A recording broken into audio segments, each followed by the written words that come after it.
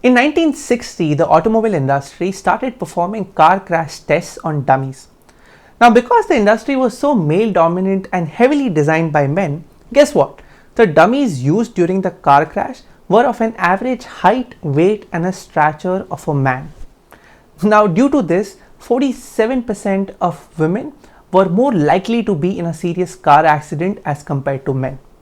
Now, and this is just one example. Imagine if your phone's facial recognition algorithm fails to identify you because it does not recognize the color of your skin. Or imagine a website very falsely puts you in a generic bucket of an ethnic group that you don't even feel included or belong to. And that is why today we'll be talking about the importance of diversity when designing and building products. My today's guest is an extremely charming and an interesting personality. Usually I get complimented that Snehal, you are pretty good at having conversations and storytelling. But when she enters the room, I know I have no chance. Today I'm in conversation with Renee Reid. Renee is a UX design researcher and she's making sure that we build excellent user-friendly and inclusive products. She's out there talking to real customers and understanding their real pain points and needs. Today we'll talk everything about diversity in designing and building products.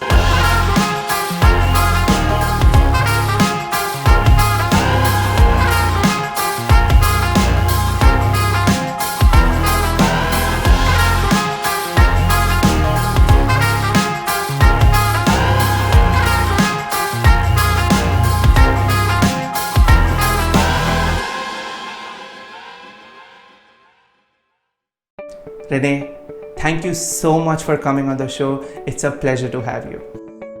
First of all, I want to thank you for such an amazing introduction. I have done so many interviews, so many events, and that by far has been the most inspiring for me. So thank you. That was incredible. Well, all those words were true and they were coming right from the bottom of my heart. Thank you, Snehal. Renee, we have been hearing these two words a lot these days, diversity and inclusion. And I feel they have become like the buzzwords, and I think somewhere it is fashionable to use them. Although my understanding is that diversity and inclusion are widely misunderstood, or people have created their own definitions of it based on their own experiences. I know you are a UX design researcher and you are out there talking to people and understanding their problems firsthand. So I wanted to understand from you, what does diversity mean to you and what does it mean to have diversity when designing products?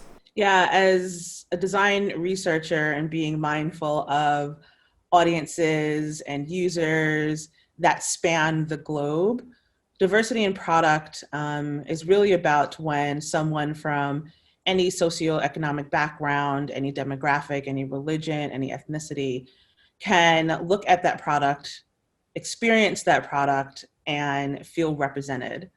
And so diversity in product is so important, especially when you're talking about global experiences and taking in consideration all the different type of people, abilities, capabilities as well when designing. And to your point about we're hearing about it more, I think people are just listening more because this is something that has been or should have been the bedrock in product and design and experience in having diversity and inclusion. And people have been talking about it. Again, I just feel like now, to your point, you're hearing about it more, is that people are paying closer attention and listening to the importance. So can you give some examples of explaining why is diversity important? Like what is the main why behind that? Yeah, I go back to what I mentioned earlier about representation. If I am utilizing an app or an experience or a product and I might see just one gender or one type of ethnicity, am I going to feel like I'm being heard or I'm being seen? And that makes a difference in how a person interacts with something for the longevity. Do they feel represented in a way that they want to be a part of that experience?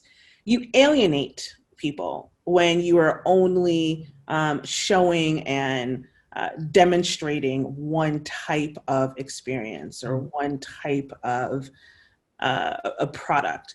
And so in product growth, you have to be able to take in consideration all the different types of segments of people that your experience may be utilized with. Lovely. Do you personally think that products today are lacking diversity? In a simple word, yes. I think it's a progress and it's a journey. And part of that is, and very candidly, the systems that have created products weren't necessarily set up in a way to be inclusive and to design and create more diversity. And so, looking at what we see today of products not being diverse, it's going to take some reconstructing, sometimes even deconstructing the systems that of themselves that created these experiences and products in order for there to be more diversity within products and experiences. So yes, again, to go back to answering your question in one word, yes, I feel like the products are lacking diversity because, again, the systems that are in place that are creating them are not even diverse themselves. You mentioned systems are not diverse enough. I'm interested more in that. Can you shine some more light in detail? Yeah, if we look at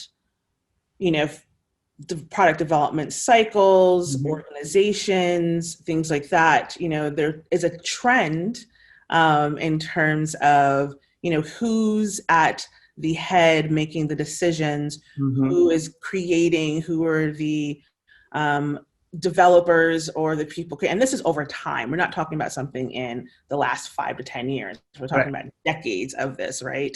And so historically, there has been, again, a very homogenous type of framework that has been in place that has always represented or not represented the broader use cases of users, of people. And so what has happened is, again, systems have created or perpetuated types of experience and products that are really representative or for a certain type of group or demographic, in part because, and I go back, of how the systems are actually designed. And so if diversity was not a part of how organizations development were constructed, then the output of that is not even looking diverse as well. Beautiful, beautiful. And when you say systems, I mean, are we also talking of the teams that are building these products, the teams that are designing these products and conceptualizing it? Is that right? Absolutely. Teams, organizations, who's funding these projects, the money involved. So all of that should be taken in consideration in terms of what's not being, where's diversity showing up and what's not showing up. And I think that's part of the issue that we have now. Like, we're looking at the end product of diversity, of what's showing up in product. And I'm a huge proponent of, we've got to go further back to understand how diversity is not even showing up in the teams, in the organizations, in the systems. And so if they're not there at the ground, at the baseline, at the bedrock, then we can't expect for the outputs to be different. Do you think that is the core underlying problem? I think that's part of it. Okay. For sure. I think that's a large part of it. And I think that's what we're starting to see now, where there has been a huge call to action over the last couple of years about there being representation, again, in the C-suite levels, at these levels where people are making decisions. And so now, the battle cry for more diversity inclusion is starting to perpetuate, again, the systems, and then also the output of those systems, like products and experiences. Lovely. And if you remember, I know we have had a conversation where one of the major differences between our teams working together, I know we closely interact, engineering closely interacts with the UX designer and UX design experiences. One difference is that we make decisions sitting in a conference room on whiteboards, whereas you take decisions and interpretations based on the real problems out there. And that is extremely important to understand and also start incorporating, because if the team sitting in the room is not going to understand what's out there, they are going to build products that are not fulfilling the needs out there. That's 100% correct. And you just described perfectly a system, Yes. right? There's a system in creating these things kind of in a bubble, like you said, in a whiteboard, kind of separate from everything else. And then the system of, a researcher and design of being more integrated with people and understanding the users. And so almost siloed. And so I think that's why it's so important for there to be, that heavy collaboration and understanding of both worlds to help build and break down those barriers of the systems to, again, illuminate what we need in terms of diversity and inclusion in the products that we're building. Beautiful, beautiful. So Renee, being a UX design researcher, can you give some examples of the systems that you have incorporated within your work in order to make sure that your designs and your research is more inclusive, more diverse, and all those aspects are hit? Can you give some examples in that area? Yeah, sure. So, some tactical things that I've done over my career to ensure that representation and inclusion and diversity are present could be as simple as just making sure that the designs and concepts are representative of not just one group, not just one gender, but has a broad representation. So for example, if you're, depending on your industries or things like that, if you're only reflecting one type of title or one type of, like I said, demographic, and you're showing it to different people, what is that going to say? And so it's really important that even in early on in the process, that we're thinking about how even the concepts are reflecting or not reflecting diversity, right? And again, not just in gender or ethnicity, but also the socioeconomic representation as well. Are you taking in consideration people who don't necessarily have all the access to the experiences that you are providing? Are you taking in consideration people who may not have what we call the happy path experience, right? And so making sure that it starts there. And then also, of course, as a researcher, just making sure that the people that I'm talking to and the people that I'm doing research with and having studies, that they too are representative of different types of groups. And just to piggyback on that, I think that also is important as an individual to recognize and be able to see and get outside of your own bubble of thinking and awareness. Because diversity isn't just something that just shows up when you walk into a meeting or you just start a project. Diversity needs to be showing up in your day-to-day than when you're not actually doing that type of, work. And I think you and I have just created such a great relationship in being inquisitive about each other's cultures or the things that we're doing. And as individuals, we have helped to diversify, our surroundings and who we know and things like that, that then helps in our day-to-day. Absolutely. That we're thinking about those things as well. So, it has to start with the individual. What are you doing to help create a more diverse inclusion or diverse and equitable and inclusive type of atmosphere in your own personal life that can then show up in your work and you start thinking about those things? Absolutely. And I think I cannot agree more on that. One of the things that we are known for is our ability to be extremely open to each other. open to cultures, open to our values, and there's so many things that we learn from each other. And I think I cannot emphasize more on the fact that you just told that how important is it to have that open mindset at the ground level. Start within your team, start within from yourself. When you are meeting a new stranger or someone of a different background or different group which does not fall in your own bubble, go ahead and learn of that. Learn of them. What are they trying to say? How do they interact with the world? And yeah, I mean, you always hit the point, nail right in the heads. Now, it is no surprise, and some people who would know you would attest with what I'm just about to say, that it is no surprise that Renee is excellent at building relationships and maintaining them. There is no doubt in that. So let's make it more simple for our viewers. How can one make a meaningful relationship, and in a way that it cultivates for a longer time?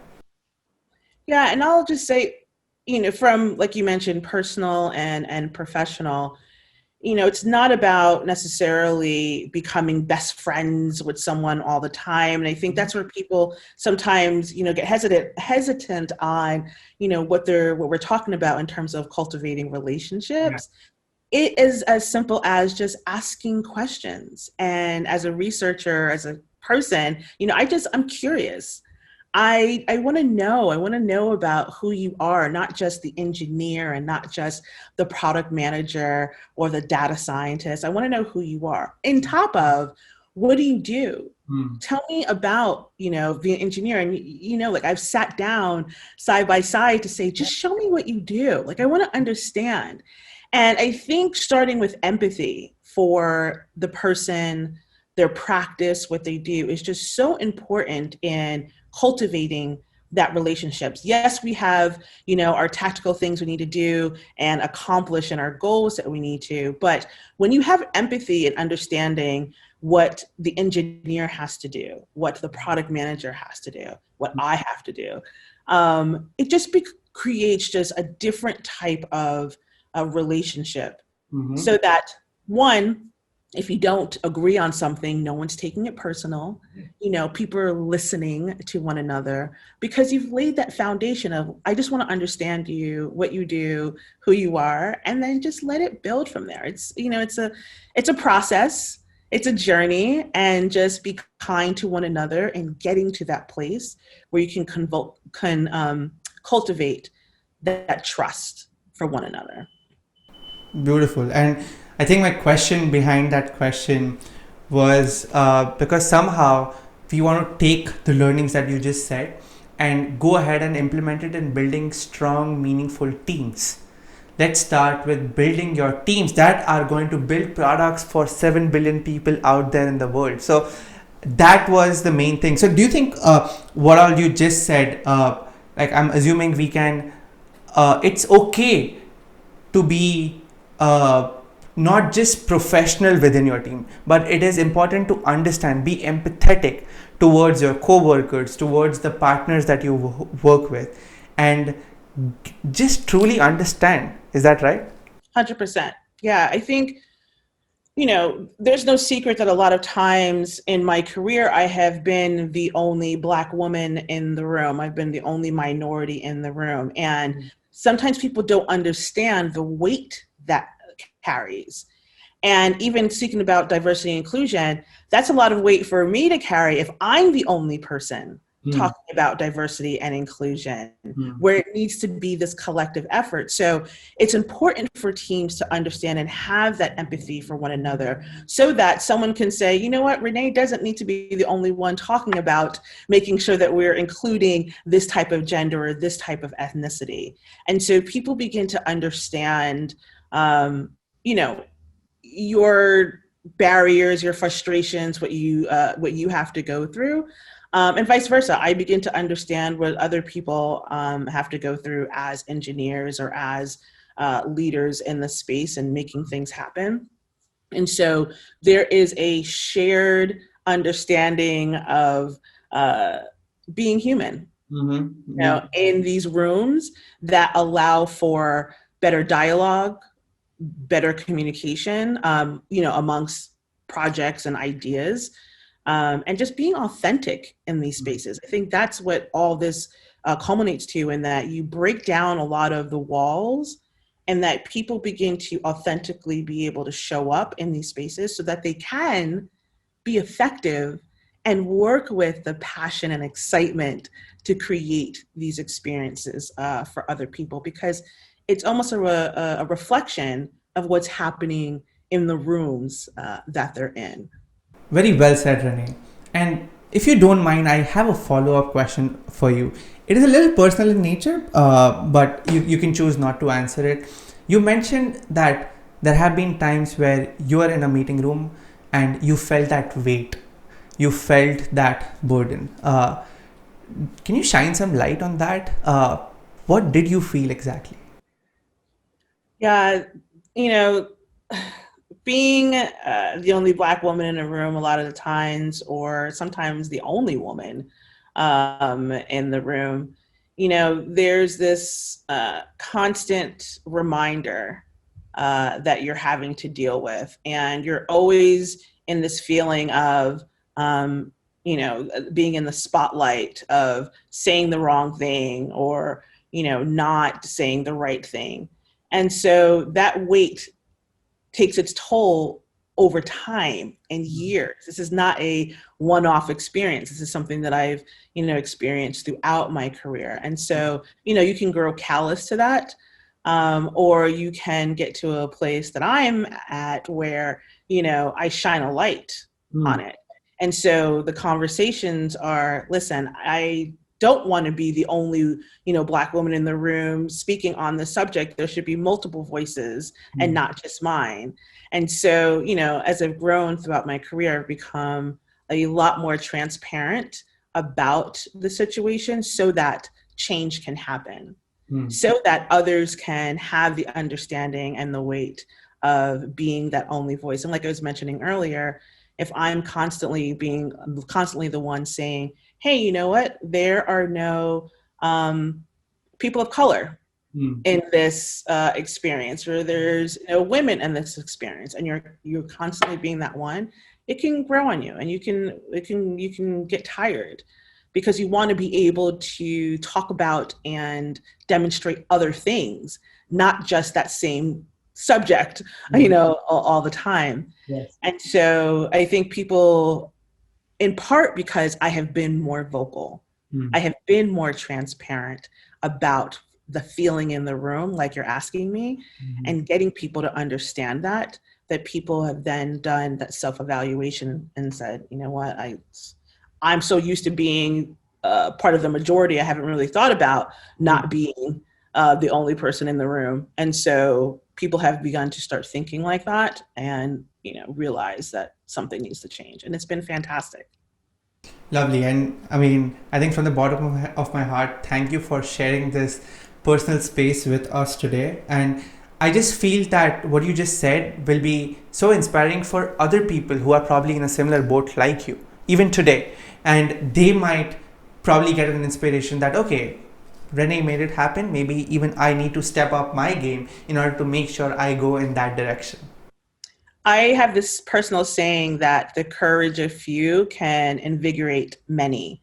And I began to really realize that in my own willingness to be brave and have the courage to speak my truth and be unapologetic and be authentically me and share, I've actually freed up other people to do the same. And so 100%, like you said, you would be surprised that you think you're doing it for yourself, but you're actually helping so many other people in doing that. Excellent, excellent. And that is one of the beauties of you, is the amount of rich experiences, all these small little experiences that you have bagged all these years. I was looking at your speech on YouTube where I was just in awestruck. You have done everything. You have been a waitress, you have been a cashier, you have been a sales representative and a customer representative, a product manager, and now a UX design researcher.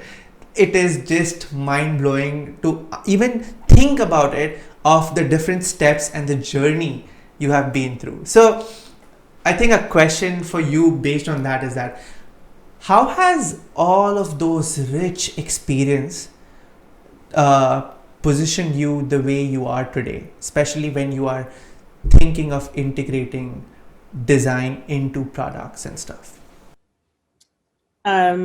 So like you said, it's been a journey of sorts, and a journey that had ups and downs and twists and turns and all these different things. And, very candidly, there was a part of my career where I was almost ashamed of all the different twists and turns that I took, because I felt like, you should have been on like a straight path. You graduate college, you get a degree, and then you just jump right into the career that you wanted. And such was not the case. And so I had these twists and turns, like you mentioned.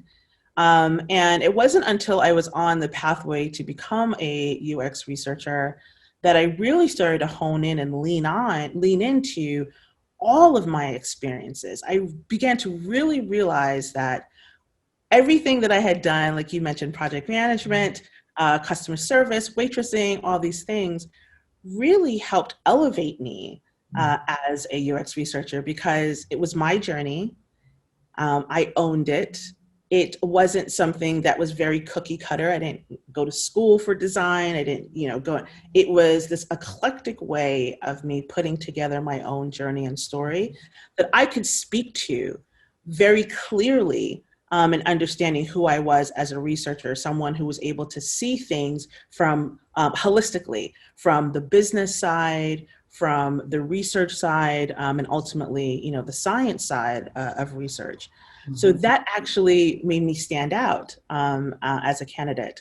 And so how I've used that in my day-to-day is just allow me, again, to think more holistically into what I'm doing as a researcher, to see things more of as a system, and looking at things as a journey versus these very silo type things. And all that is just because of my own learned experiences over time. And I'll just say the one thing of, and I've mentioned this about, being a Voltron and pulling it all together, self-proclaimed UX Voltron. And what I mean by that is, at a time I thought I had to, put all those things that I did previously away and kind of reskill and relearn and become this new person that was separate from all my learned experiences and become this UX researcher. But then I started to realize I can pull in my experiences as a waitress, where I would hear someone say things and I would have to interpret it and say, well, did you mean this? Or tell me about, and just kind of think more strategically about what they needed. Thinking in the sales aspect of what I was doing and how I presented my work as a researcher, and reports, who I was talking to. How I deliver my work to engineers is a little bit different how I deliver my work to, designers, because I have to be attentive to what really are the things that make them understand what I'm saying. Mm-hmm. All of that is because I had these experiences, not because I forgot them and learned the discipline of UX research. Beautiful, beautiful. I one statement that you mentioned in your answer that just caught my ears. I loved when you said you owned it, and that is an important part. It is extremely important to own whatever you are doing. And this is a message to probably so many boys and girls out there who at this moment probably don't have a career path decided. They don't know what they're doing.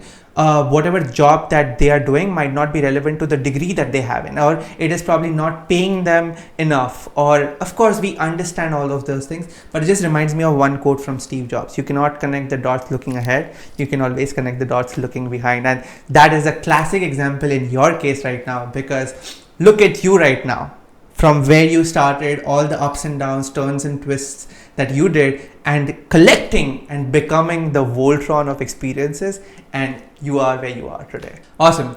So coming to the last segment of our talk today, Renee, the show is called It's Not That Complicated. The whole idea is that we take such complex, difficult topics and we talk about it. And at the end of the show, hopefully give an inspiring kick to our audience. An inspiration that, it's not that difficult if you actually want to make it happen.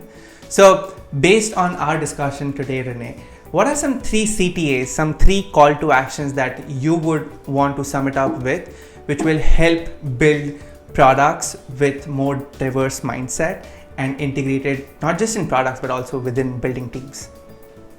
So I think the main thing I want to touch on, and like you said, the 3 CTAs, and we kind of touched on this earlier, is culture, community, and company. And what do I mean by that? Culture. How are you cultivating a culture of diversity and inclusion first within your own self? How are you as an individual really representing diversity inclusion? Just take a self-check and, take inventory of your community. So that's the second one. Take a litmus test into your community. Who are you talking to on the day-to-day? Are there people that you don't know about that you should know about? And then help build that community within your team. Really make sure that you are communicating and again, cultivating a team and atmosphere that is representative of being diverse and inclusive. And again, I keep on saying equity as well as important, right? Making sure that people are gaining something. And then overall company. I think it's important to be a part of a system that recognizes the importance of diversity and inclusion so that it is embedded in the culture of the company, and it's also reflective in the products and experiences. And so again, those tangible things: cultivate a culture of diversity and inclusion within yourself, do a check of the community that you are engaged with, and community, that could be various communities, whether that's outside of work and inside of work. And then again, making sure that you're a part of a system and a company that recognizes the importance of diversity and inclusion, so it's reflective throughout the company culture, as well as in the products and in the experiences. Beautiful, beautiful. Thank you so much, Renee, for this rich information to every one of us. And I thoroughly enjoyed talking to you today. Listen, this has been, like I said, I've done many interviews and talks, and I have thoroughly enjoyed speaking with you, learning more about you, and I'm just so excited about all the things that you're doing and what we can do together.